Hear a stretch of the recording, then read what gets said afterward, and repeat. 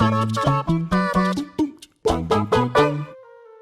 all of you beautiful people, Jules here for WhatCulture.com, and if there's one thing that I've learned from my years on this crazy blue marble, it's that you really shouldn't go out of your way to piss people off and expect them to love you for it. Unless you work at WhatCulture, which seems to be the exception that proves the rule. The video game industry is one that especially should be aware of this mantra, seeing as if you manage to irk a fan base in this day and age, you might as well start a fire in your office and leave for the bank holiday weekend. However, the entries on this list not only managed to flip their fans the bird, but they did so willingly in order to wind them up. It is a bold strategy and in some cases resulted in a mild backlash, yet because most of these games were generally so damn good, or because the devs were so undeservedly correct in their assumptions, players tended to let these thinly veiled judgments slide for the most part. So let's take a look together as I'm Jules, this is WhatCulture.com, and these are 10 video games that judge you for playing. And speaking of playing, my friends, just before we start this list, if you like to play games, then you should check out my new board game channel that I'm doing as a personal thing outside of What Culture called Live and Let's Dice. I hope you enjoy the content that you find over there, because it is a little bit of a passion project. Number 10, The Legend of Zelda Breath of the Wild. While pretty much every AAA open-world game in existence inundates the player with collectathon tasks intended to keep them hooked, few have the gall to actually draw attention to this fact. But then again, The Legend of Zelda Breath of the Wild is no regular open-world game, and Nintendo decided to have some cruel, sneering fun at the expense of those few players who slogged their way through to collect all 900 Korok seeds in the game. The feat, which will take players hundreds of hours, has been dubbed a journey into madness. And why is this? Well, one, because it's 900 bloody things to bag, but also because you're rewarded with literally a piece of golden shit. Well, technically it is a Japanese good luck charm, but us dumb Westerners aren't going to know that. Plus it's even listed as smelling pretty bad in the game's trophy. I'm sure Nintendo had a good laugh at us all, but for a while it was utterly baffling to have been served a turd and told it was a reward. And speaking of turds, that reminds me that you can now buy one per list shirts. You're welcome. Number 9, The Witcher 3 Wild Hunt. The Witcher 3 is an amazing game for many, many reasons, not least the mind-boggling amount of freedom it offers the player to explore the land and the multitude of mad quests that you can take part in, but this freedom also extends, it seems, to how Big G treats his ladies. Though the game sadly doesn't have any gay romance options, it does allow him to womanize his way across the continent. Just maybe don't try your luck too much or this will happen. Players who attempt to romance Triss and Yennefer at the same time will get invited for a menage a trois, resulting in a hilarious cutscene where an underwear-clad Triss and Yennefer handcuff you to a bed and leave you to it. Maybe next time you should think about your oversexed approach to life, seems to be the message that CD Projekt Red were trying to convey. Yeah, fair one. Number 8, The Lost World Jurassic Park. 1997's mostly forgotten adaptation of The Lost World Jurassic Park endures for just one reason. It's got an incredible secret ending filmed for the game by star Jeff Goldblum. If the player collects all of the DNA bonuses hidden throughout the game, they'll be greeted with a video message from Dr. Ian Malcolm. Malcolm offers the player a scarcely enthusiastic congratulations before then urging them to turn the thing off for heaven's sake, go outside, breathe the air, take a walk, call a member of the opposite sex. Oh, thanks, Malcolm. I guess that, life, found a way of making you come across like a total asshole. Honestly, it's a toss-up between the golden poo from before and his crap-eating smirk, which one I hate the most. Plus, this game was absolute toss to begin with, so it made the whole thing even worse. Number 7, Dark Souls. Now, we here at What Culture are lucky enough to get review codes early sometimes, and trust me, it helps us to, talk about games that are 10 years old minimum on these lists. Why do we get sent these again? Anyway, Dark Souls 1, when that rolled around, people were ecstatic to be able to play the game early through review codes or other nefarious means, which seemingly must have irked From Software quite a bit. I say this because if you were to play the game early, then you will be besieged by invading black phantoms who are immensely powerful, level 145 in fact, who could easily make mincemeat out of anyone playing the few days early. I mean, because Dark Souls wasn't hard enough already, right? Granted, you could just play the game offline and avoid FromSoft's top-notch trolling, but it's kind of brilliant to hear tales about early players getting butchered so ruthlessly before the game was even properly released. Number 6, The Witness. Getting to even the soft ending of Jonathan Blow's mind-melting puzzle game The Witness is a gargantuan task, but the most dedicated of players will push ahead and tackle its ultimate challenge, aptly called The challenge. The challenge requires players to complete 14 line drawing puzzles in just 6.5 minutes. And to make matters worse, pausing the game resets the puzzle and its content is procedurally generated, meaning that there are no guides available online. The only way to beat it is to harbour an extremely deep understanding of the game's intricate and expansive puzzle logic. And what was hidden behind this ridiculous puzzle?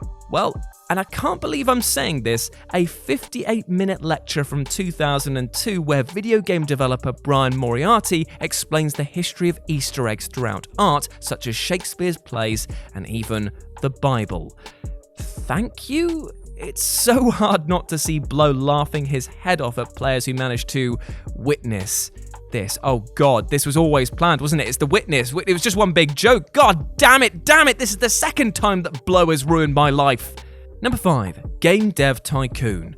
If Dark Souls punished those who got the game early through possibly legal or not means, Greenheart Games, the developer of Game Dev Tycoon, devised a similarly creative means of shaming players who dared to pirate their new title.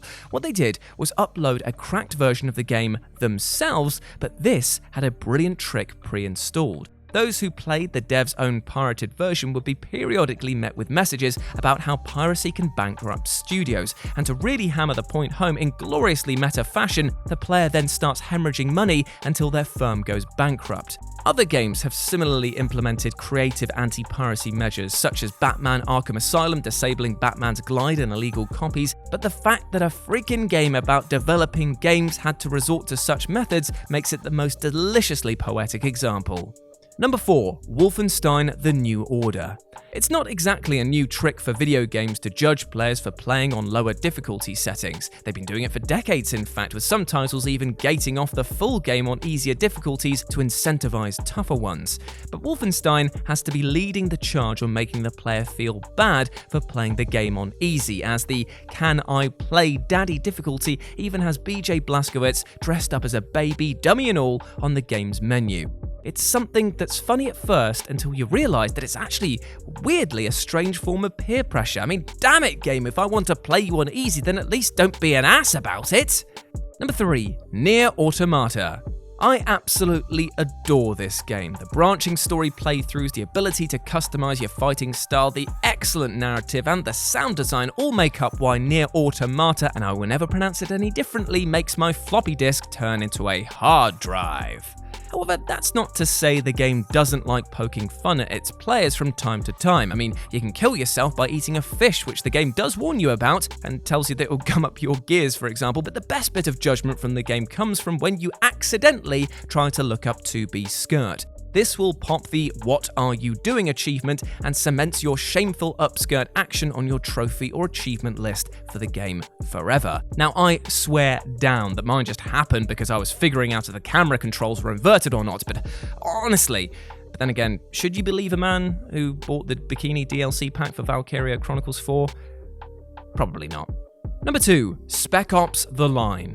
Pretty much everybody expected Spec Ops: The Line to just be another generic military shooter, but the end result was actually something far more surprising and cerebral. As the title drags on, it increasingly judges the player for their use of violence, and even tries to attack the idea of just following orders that Captain Walker also uses to justify his actions. This is shown in a truly powerful moment where Walker and company use white phosphorus to decimate an entire village of innocents. The game's loading screens later on literally ask the player, "Do you feel like a hero yet?" while also blaming you for the senseless violence that transpired.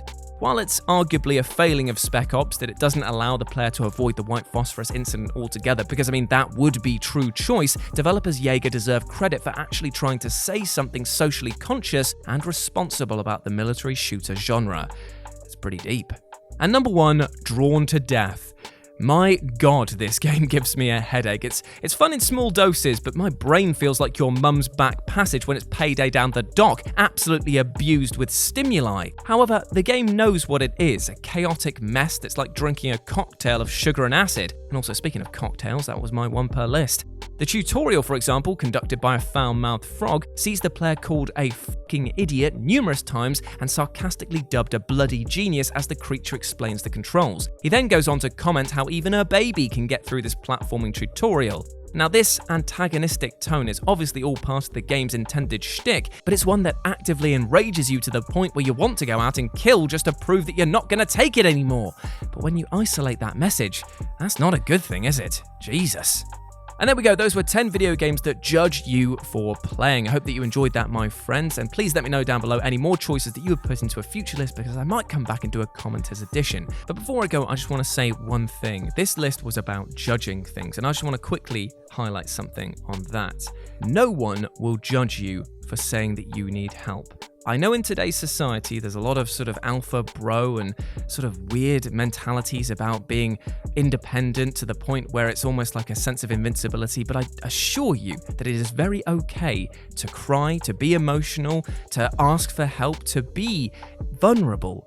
I can't express that enough. It confuses me sometimes when people only act as if they've got a set of armor on, because sometimes deep down you need help. It is okay to ask for help and no one should judge you for it. Sorry if I sound a bit angry about this one, it's just that this is something that's very, very important to me. I've seen a refusal of talking about problems take down a lot of people, and I hope that that never happens to you. So if you have problems and if you want to share your emotions, then please feel free to do so, because I will definitely not judge you for it. As always, I've been Jules. You can go follow me at RetroJ with a 0 over on Twitter. You have been awesome. Never forget that, and I'll speak to you soon. Bye!